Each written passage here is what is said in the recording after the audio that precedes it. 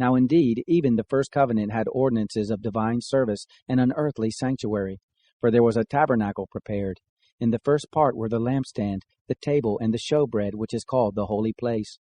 After the second veil was the tabernacle, which is called the Holy of Holies, having a golden altar of incense, and the ark of the covenant overlaid on all sides with gold, in which was a golden pot holding the manna, Aaron's rod that budded, and the tables of the covenant, and above it cherubim of glory overshadowing the mercy seat, of which things we can't now speak in detail.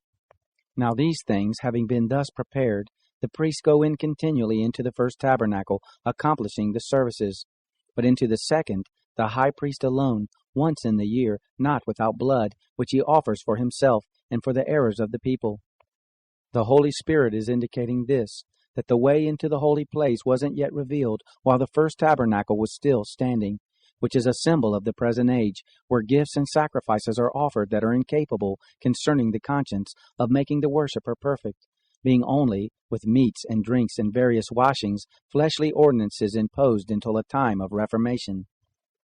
But Christ, having come as a high priest of the coming good things, through the greater and more perfect tabernacle, not made with hands, that is to say, not of this creation, nor yet through the blood of goats and calves, but through his own blood, entered in once for all into the holy place, having obtained eternal redemption.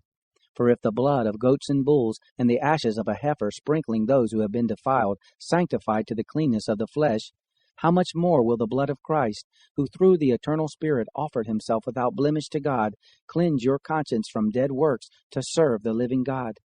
For this reason he is the mediator of a new covenant, since a death has occurred for the redemption of the transgressions that were under the first covenant, that those who have been called may receive the promise of the eternal inheritance. For where a last will and testament is, there must of necessity be the death of him who made it. For a will is in force where there has been a death, for it is never in force while he who made it lives.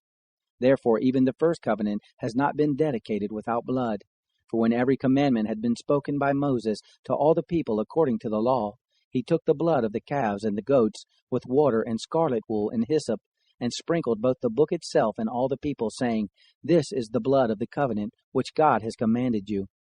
Moreover, he sprinkled the tabernacle and all the vessels of the ministry in like manner with the blood.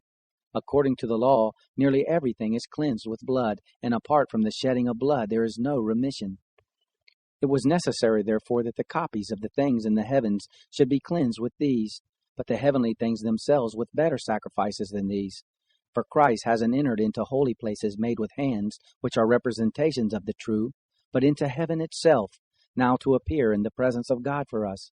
Nor yet that he should offer himself often, as the high priest enters into the holy place year by year, with blood not his own, or else he must have suffered often since the foundation of the world.